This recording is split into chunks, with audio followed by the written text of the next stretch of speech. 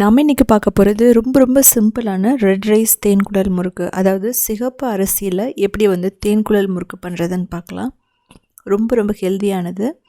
இதில் பார்த்தீங்கன்னா கடலை மாவெல்லாம் நான் எதுவுமே யூஸ் பண்ணலை. கடலை மாவோ இல்லை பொட்டுக்கடலை மாவோ எதுவுமே நான் பண்ணலை.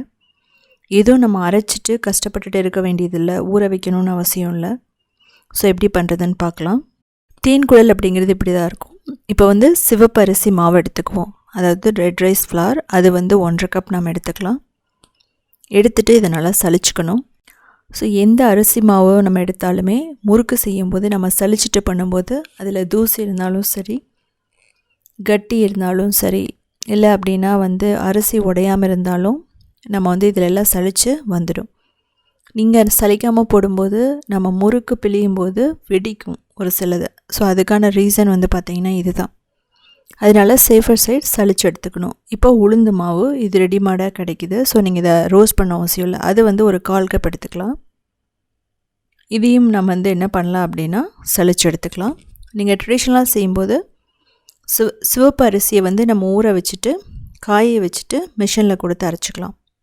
அதே மாதிரி உளுந்தை நல்லா ரோஸ்ட் பண்ணிவிட்டு எல்லாம் ஒன்றா சேர்த்து அரைக்கும்போது நமக்கு அந்த மாவு கிடச்சிரும்.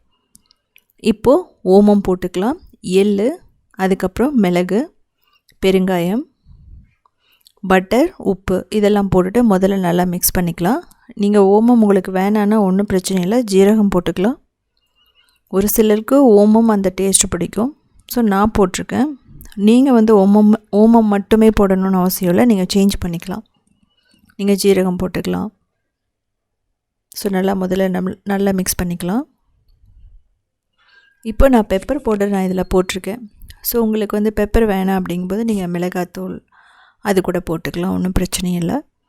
ஸோ இந்த பட்டர் எல்லா இடத்துல வர மாதிரி நல்லா மிக்ஸ் பண்ணிக்கலாம். பட்டர் வேணாம் அப்படிங்கிறவங்க ஆயிலோ நெய்யோ ஊற்றி கூட நம்ம பிசைஞ்சு எடுத்துக்கலாம். தேவைப்பட்டால் நீங்கள் பேக்கிங் சோடா கூட ஒரு 1/4 டீஸ்பூன் போட்டுக்கலாம். இப்போது தண்ணி, ஸோ நார்மல் கோல்டு வாட்டர் தான் போட்டுட்டு நல்லா பிசைஞ்சு நம்ம எடுத்துக்கலாம். ஒரு நல்ல சாஃப்டான டோ மாதிரி வரணும். ரொம்ப ஸ்டிக்கியாக வரணும்னு அவசியம் இல்லை, ஆனால் ஹார்டாக இருக்கக்கூடாது, அதுதான் ரொம்ப முக்கியம். ஸோ அப்பப்போ நம்ம தெளித்து தான் தண்ணியை தெளித்து தான் நம்ம மாவு பிசையணும். தேவைப்பட்டால் உங்களுக்கு தேங்காய் பால் லைட்டாக வெதுன்னு தேங்காய் பாலை சூடு பண்ணி ஊற்றி கூட நீங்கள் பிசையலாம். ஸோ அதுவும் பார்த்திங்கன்னா ஒரு டிஃப்ரெண்ட்டாக இருக்கும், டேஸ்ட்டு இன்னும் கொஞ்சம் அதிகமாக இருக்கும். இது ட்ரெடிஷ்னலாக செய்யக்கூடியது. ஸோ உங்களுக்கு ட்ரெடிஷ்னலாக மாவு எப்படி அரைக்கிறதுன்னு நான் உங்கள்கிட்ட சொல்லிட்டேன். ஸோ நீங்கள் அது மாதிரி கூட செஞ்சு பார்க்கலாம். கூடிய சீக்கிரமாக எப்படி மாவை ஊற வச்சு நம்ம அரைச்சி பண்ணுறதுன்னு நான் வீடியோ போடுறேன். இது பார்த்திங்கன்னா இன்ஸ்டண்ட்டாக ஒரு 5 மினிட்ஸில் மாவை பிசைஞ்சு அப்படியே போட்டுடலாம். இது தீபாவளிக்கு மட்டும் இல்லை, நம்ம குழந்தைகளுக்கு நம்ம செஞ்சு கொடுக்கலாம் ஸ்கூல் விட்டு வரும்போது. இப்போது 1 டேபிள் ஸ்பூன் ஆயில் ஊற்றுறேன். இது எதுக்காகனா ட்ரை ஆகாமல் இருக்கிறதுக்காக. இது பிசைஞ்சோடனே என்ன பண்ணுங்கள் அப்படின்னா மேலே ஒரு மூடி போட்டு மூடி வச்சுருங்க, இல்லைனா ஒரு காட்டன் கிளாத் போட்டு மூடி வச்சுருங்கன்னா அப்போ தான் நம்ம ரெடி பண்ணுறதுக்குள்ளே ட்ரை ஆகாமல் இருக்கும், ஆயிலெல்லாம் ரெடி பண்ணுறதுக்குள்ளே. இப்போ நம்ம முறுக்கு குழலில் கொஞ்சம் எண்ணெய் ஊற்றிட்டு நல்லா தடவிட்டுக்க போகிறோம். இதுக்கப்புறம் ஒரு கையளவு மாவு எடுத்துகிட்டு முறுக்கு குழலில் போட்டுட்டு டைரெக்டாகவும் ஆயிலில் பிழியலாம். இல்லை அப்படிங்கும்போது நீங்கள் ஒரு பிளேட் மேலே வச்சுட்டு பிழிஞ்சு விட்டுட்டு அதுக்கப்புறம் கூட எடுத்து போடலாம். ஸோ இல்லைன்னா பூந்தி பொரிக்கிற கரண்டி, தோசை கரண்டி எதில் வேணாலும் நீங்கள் மேலே பிழிஞ்சு விட்டு பண்ணலாம். இல்லை பட்டர் ஷீட்டில் பிழிஞ்சு விட்டுட்டு அதுக்கப்புறம் தோசை கரண்டியில் எடுத்துகிட்டு அப்படியே ஆயிலில் போட்டு கூட ஃப்ரை பண்ணலாம். இதில் பார்த்திங்கன்னா ஒட்டாமல் இருக்கிறதுக்காக நான் ஆயில் 1 டீஸ்பூன் ஒரு 1/4 டீஸ்பூன் தான் நான் அதில் போட்டுட்டு ஷேப் பண்ணிடுறேன். ஸோ இதுக்கப்புறம் இதே மாதிரி எல்லாம் ரெடி பண்ணிவிட்டு நம்ம அப்படியே எண்ணெயில் போட்டு எடுக்க போகிறோம். எண்ணெய் முறுக்கு பிழியும் போது, முறுக்கு பொரிக்கும்போது எண்ணெய் நல்லா சூடாக இருக்கணும். அதுக்கப்புறம் நீங்கள் மீடியமில் வச்சுட்டு அதுக்கப்புறம் நீங்கள் ஃப்ரை பண்ணலாம். எந்த காரணத்தை கொண்டும் முறுக்கெல்லாம் செய்யும்போது லோ ஃப்ளேமில் வைக்கக்கூடாது, நீங்கள் அதை பார்த்துக்கலாம். ஸோ இதுக்கப்புறம் நம்ம ஆயில் செக் பண்ணணும். கொஞ்சம் மாவு போட்டோன்னா அப்படியே டைரெக்டாக மேலே வந்துருச்சு அப்படின்னா இமீடியட்டாக பர்ஃபெக்டான பதத்தில் இருக்குன்னு அர்த்தம், அதாவது சூடில் இருக்குன்னு அர்த்தம். இப்போ நம்ம முறுக்கை போட்டுட்டு நல்ல சூடான ஆயிலில் போட்டுட்டு ஒரு 2 மினிட்ஸ்க்கு அப்புறம் மீடியம் ஃப்ளேமில் வச்சுட்டு மீடியம் டு ஹையில் நீங்கள் வச்சுட்டு ஃப்ரை பண்ணலாம்.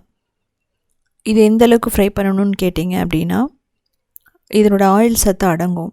எல்லா முறுக்குக்குமே அதான் வந்து நமக்கு பதம் அப்படின்னா அதான். இந்த ஆயிலோட சத்து அடங்கினோன்னே நம்ம எடுத்துடலாம். ஸோ இதே மாதிரியே நான் கோதுமை மாவில் முறுக்கு பண்ணி வீடியோ போட்டிருக்கேன், நீங்கள் அதை பார்த்துக்கலாம். ஸோ பாருங்கள், நமக்கு ஆயிலோட சத்தம் எல்லாமே அடங்கிடுச்சு. இப்போ நம்ம இதிலேருந்து எடுத்துடலாம். ஸோ ரொம்ப பர்ஃபெக்டான நமக்கு சிவப்பு அரிசியில் நமக்கு நல்ல ஒரு தேன்குழல் முறுக்கு ரெடி ஆகிடுச்சு. ஸோ இதே மாதிரியே நான் ராகிலையும் போட்டிருக்கேன், இன்ஸ்டண்ட்டு தேன்குழல் முறுக்கு போட்டிருக்கேன், ட்ரெடிஷ்னல் எப்படி பண்ணுறதுன்ட்டு. ஸோ நீங்கள் அதை போய் பார்த்து தெரிஞ்சுக்கலாம். ஸோ இப்போ இதை வெளியே எடுத்துடலாம். பாருங்கள், எல்லாமே ஈக்குவலாக வந்து ஃப்ரை ஆகிருக்கு. எதுவுமே வந்து ஓவர் பர்ன் ஆகலை. அதே மாதிரி வந்து எல்லாமே வந்து ஒரே கலரில் இருக்குது. இதுதான் வந்து முறுக்குக்கு வந்து ரொம்ப முக்கியமானது. இதே மாதிரி நம்ம ரெண்டாவதையும் போட்டு பொரிச்சு எடுத்துக்கலாம். ஸோ இதில் பார்த்தீங்கன்னா ஒரு 10-12 முறுக்கு வரும்.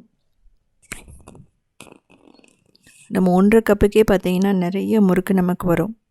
ஸோ இதில் வந்து நீங்கள் பார்த்தீங்கன்னா இதுதான் பண்ணணும்னு அவசியம் இல்லை. நீங்கள் வந்து முள்ளு முறுக்கு பண்ணலாம், ரிப்பன் பக்கோடா பண்ணலாம். ஸோ இதையே யூஸ் பண்ணி நீங்கள் என்ன பண்ணலான்னா ஓம பொடி கூட பண்ணலாம், அதாவது ப்ளைன் சேவ் பண்ணலாம். ஸோ அது மாதிரி பண்ணி போடலாம். இதுலேயே நீங்கள் வந்து கார்லிக் போட்டிங்க அப்படின்னா பூண்டு முறுக்காயிடும். இதுலேயே வெங்காயம், மிளகாய், கறிவேப்பிலை அரைச்சி நல்லா ஃபைனாக அரைச்சி ஊற்றுனீங்கன்னா அது வந்து ஒரு வெங்காய முறுக்காயிடும். ஸோ புதினாலாம் போட்டு பண்ணால் புதினா முறுக்காயிடும். ஸோ இது மாதிரி நீங்கள் நிறைய வெரைட்டி வந்து இதில் ட்ரை பண்ணி பார்க்கலாம். இது வந்து பார்த்தீங்க அப்படின்னா நல்லா ஆறுனதுக்கப்புறம் ஒரு ஏர்டைட் கண்டெய்னரில் போட்டு வச்சிட்டிங்க அப்படின்னா 1 மந்த் வரைக்குமே கெட்டு போகாது. அது மட்டும் இல்லாமல் ஃப்ரை பண்ணணுன்னா நீங்கள் ஒரு டிஷ்யூ பேப்பரில் போட்டிங்கன்னா அந்த ஆயில் கொஞ்சம் இருந்தாலும் ஆயில் அப்சர்வ் பண்ணிக்கும். முக்கியமாக பார்த்தீங்க அப்படின்னா இந்த கன்சிஸ்டன்சி கரெக்டாக போட்டிங்க அப்படின்னா மாவு கரெக்டாக பிசைஞ்சால் ஆயிலெல்லாம் எதுவுமே குடிக்காது. ஸோ இந்த ஆயிலோட அந்த ஸ்மெல்லே வராது. ஸோ நம்ம கடையில் வாங்குறதுக்கு நம்ம என்ன பண்ணலாம் அப்படின்னா வீட்லேயே செஞ்சு கொடுக்கலாம் குழந்தைகளுக்கு. ஏன் அப்படின்னா கடையில் அப்படிங்கும்போது ஃப்ரை பண்ணிக்கிட்டே இருப்பாங்க கண்டினியூஸாக. ஸோ வீட்டில் அப்படிங்கும்போது நம்ம ஃப்ரை பண்ணி கொடுத்தாலுமே குழந்தைகளுக்கு வந்து அது ஹெல்த்தியானது தான். ஸோ செஞ்சு பார்த்துட்டு எப்படி இருந்துச்சுன்னு சொல்லிவிட்டு கமெண்ட் பண்ணுங்கள். ஸோ முறுக்கு வந்து உடச்சி பார்க்கலாம் எப்படி இருக்குன்னு சொல்லிவிட்டு பாருங்கள். அப்படியே நல்லா கிறிஸ்பியாக உடையுது. இதில் வந்து அந்த ஹோல்ஸ் இருக்கும், அதான் வந்து பார்த்திங்கன்னா தேன்குழலோட முக்கியமான ஒரு பகுதின்னு சொல்லலாம். இப்படி வந்ததுனாவே ரொம்ப பர்ஃபெக்டாக வெந்திருக்குன்னு அர்த்தம்.